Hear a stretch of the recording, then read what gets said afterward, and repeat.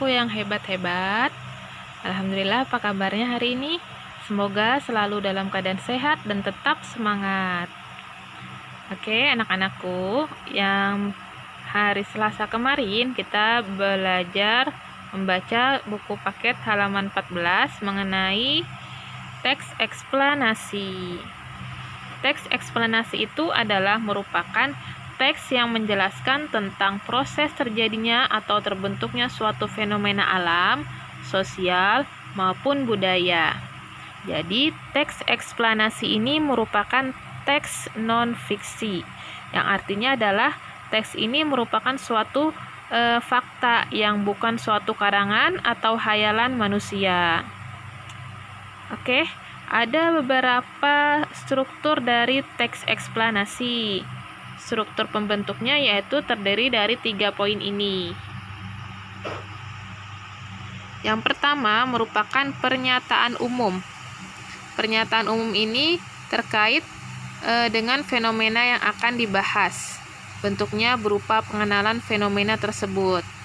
Jadi dijelasin dulu tentang pernyataan umum suatu yang akan dibahas di teks tersebut. Lalu yang kedua strukturnya yaitu deretan penjelas, berisi tentang penjelasan proses mengapa fenomena dimaksud bisa terjadi atau bisa tercipta. Yang terakhir yaitu interpretasi atau juga bisa disebut dengan kesimpulan atau intisari dari teks tersebut. Jadi teks eksplanasi ada 3 struktur. Di sini ada contohnya ya. Teks tentang suhu dan termometer. Kalian sudah baca yang kemarin? Pada teks tersebut, di awal dijelaskan dulu apa itu suhu. Nah, ini merupakan suatu pernyataan umum. Suhu merupakan ukuran. Biasanya kalau pernyataan umum dia dijelasin dulu nih apa itu suhu sesuai judulnya ya. Nah, di sini dijelaskan dulu apa itu suhu. Nah, ini merupakan pernyataan umum. Dijelaskan terlebih dahulu. Lalu, deretan penjelasnya biasanya dia berkesinambungan dengan pernyataan umum. Dia lebih dijelaskan lagi dari pernyataan umum tersebut. Nah, kita baca dulu ya. Suhu merupakan ukuran derajat panas suatu benda atau istilah yang digunakan untuk membedakan panas dinginnya suatu benda. Jika benda dalam keadaan panas, biasanya dikatakan suhunya tinggi. Sebaliknya, jika benda dalam keadaan dingin, disebut suhunya rendah. Karena ukuran panas dan dingin suatu benda berbeda-beda, maka diperlukan suatu alat ukur yang dapat menyamakan tingkat panas atau dinginnya benda itu. Lalu dijelaskan lagi alat ukur yang seperti apa ya. Nah, ini di deretan penjelas dijelaskan lagi nih yang paragraf kedua. Alat yang digunakan untuk mengukur suhu ini biasanya dinamakan dengan termometer. Nah, dijelaskan terus tuh termometer itu. Ini namanya deretan penjelas. Nah, kita lanjut ke sini.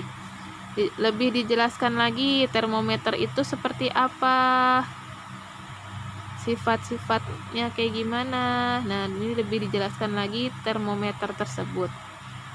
Nah, selanjutnya yang terakhir merupakan interpretasi, yaitu merupakan suatu kesimpulan dari teks tersebut atau intisarinya ya.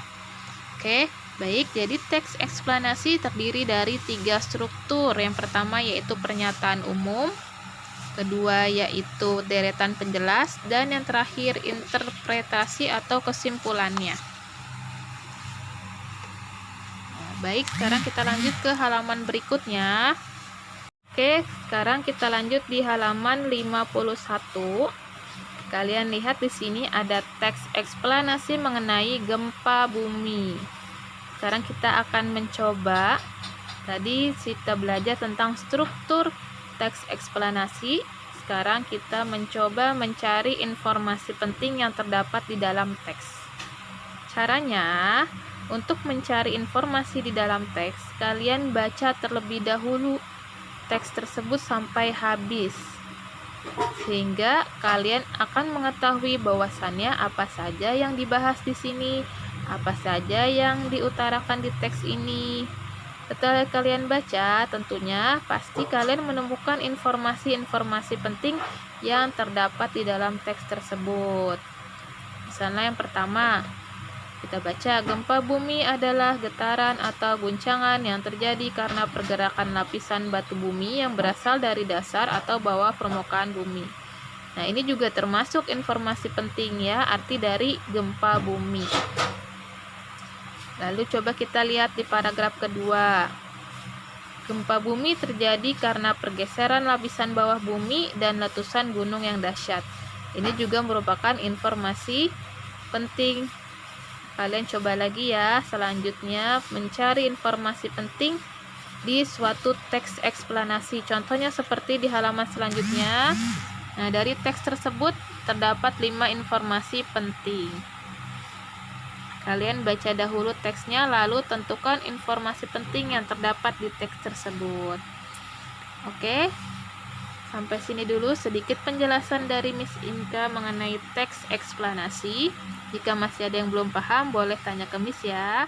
Sekarang tugas kalian adalah nanti menentukan yang mana pernyataan umum, yang mana deretan penjelas, dan yang mana interpretasi dari suatu teks. Nanti Miss Inka berikan contoh teksnya, dan ini Miss Inka berikan contoh dahulu cara pengerjaannya. Misalnya di teks gempa bumi.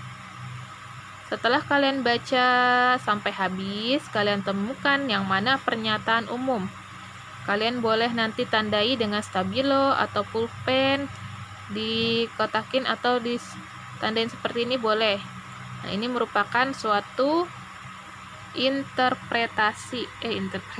maksudnya pernyataan umum ya.